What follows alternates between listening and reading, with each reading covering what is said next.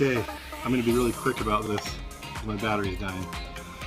I've had an unbelievable amount of questions about this rifle or pistol. This is something I didn't, think of or create, but I'm what I consider an early adopter of a 300 blackout and been loading it for quite some time. So I wanted to just kind of explain it piece by piece while I have some battery left and maybe show you what it can do. So this is a bolt action, about a 9-inch barrel, 300 blackout. So the reason I wanted a bolt action is because it's much quieter than an AR-15 platform. There's no cycling noise, there's no buffer noise or bolts slamming back and forth.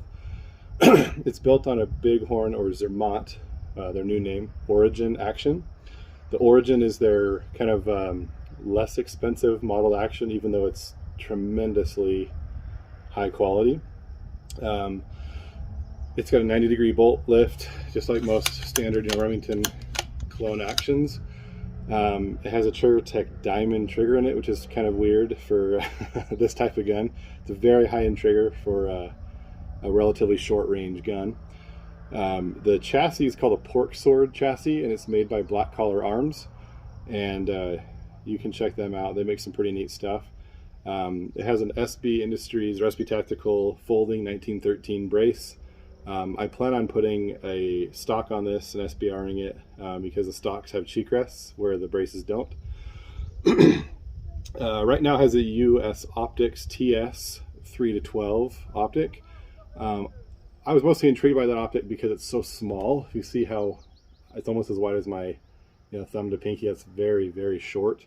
And a 3-12 range is really perfect for a blackout, especially like kind of a subsonic dedicated blackout. And then the barrel, this one's a K&P barrel. It's a cut rifling. It's about 9 inches long. This is about a medium Palma contour. And then I had it Cerakoted black just to match. And then the suppressor is the Dead Air Nomad L. And this one it's really quiet. It's really impressive. And I've just kind of left it on this gun as kind of a dedicated suppressor for it. Let's see what else is on here. American Rifle Company rings. I have an Modular Evolution bipod with a ARCA mount. This particular forend has an ARCA rail on it, and I'm going to show you what it can do.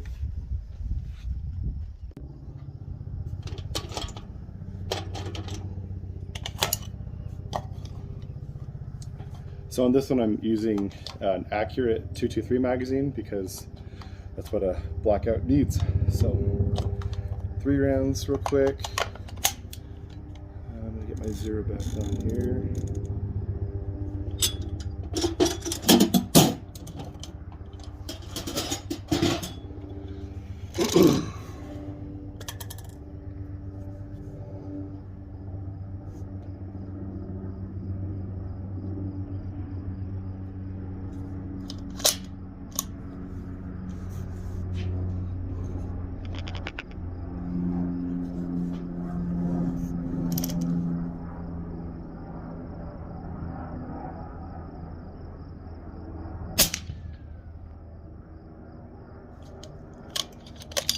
It's actually supersonic, just barely.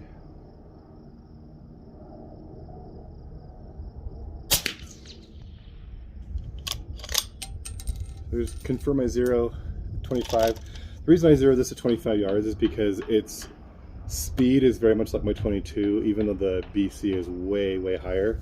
What I'm actually shooting is these 220 grain Hornady AMAXs.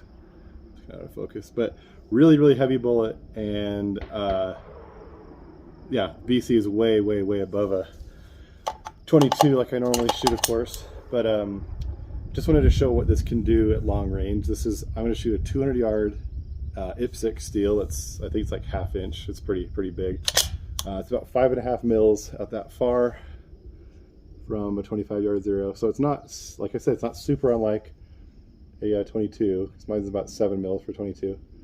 Okay, listen, this is a 3/8 inch actually I'm going to aim for. Here you go. So obviously the microphone on these phones doesn't do anything justice. That's a 200-yard shot, and that ding, it's the same volume basically as the shot. So what I want to do now is set up this camera. I'm going to set up at 100 yards, filming me, and I'll shoot right past it, just so you can really hear the see if you can hear the shot and see if you can hear the impact, because then you'll be equidistant from both, and just see what you hear. You won't hear the bullet at all probably. Hopefully I don't shoot my phone, so we'll see what happens. All right, get the shades on. Just walking out to the 100-yard target right now. Gonna set up the camera. Plan is to shoot the bullet right past the camera, not to try to hit the camera, of course, just to, maybe you can hear something whizzing by. I don't know. I've never stood by a bullet like this before, so I don't wish to ever. But I've had a lot of customers that are just really intrigued by this build. I'm not gonna say it's cheap. It's not why they want it. It's just because it's pretty unusual, pretty special. Being that it's a folding brace or folding stock, it's really small and really light. It can pack a serious punch, and if you're going to be always suppressed and always subsonic, it's always quiet. You could do a little bit slower twist and kind of do a hybrid, like maybe a 7 or 8 twists, and do supers and subs and really hit stuff very hard. So I'm gonna get you set up right here. Here's a 100-yard backer, and right behind me, one of those bluish ones, I can't tell in the screen, one in the middle, that one. I'm gonna be shooting that one. It's hanging so you can hear it better. The other ones are on the ground. So I'll get this set up and see what we can do. Here we go.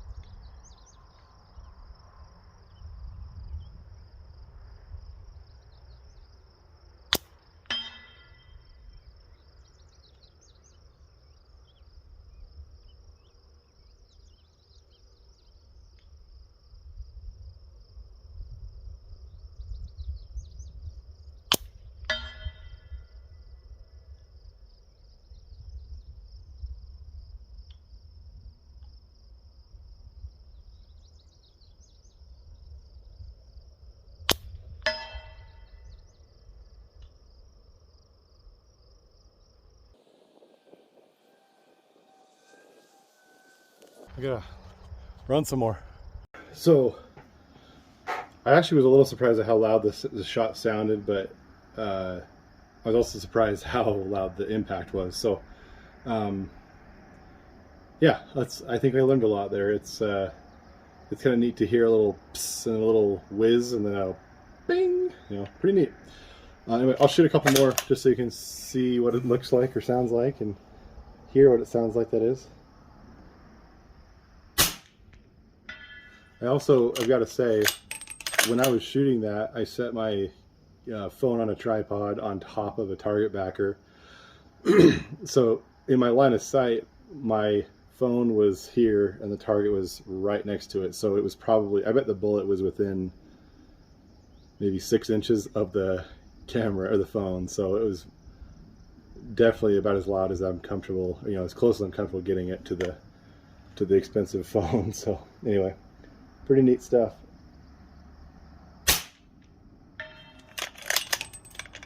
Sometimes these blackouts don't feed as well just because it's in a 223 magazine, even though it's it's the same parent case, but it's just, they're like off balance more than anything. They kind of get stuck.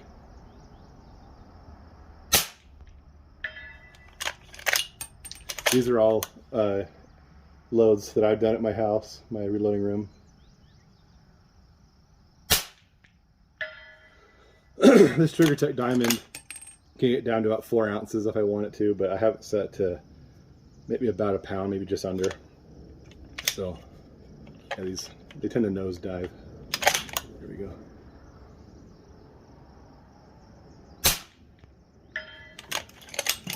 Pretty awesome. Oh, got one more.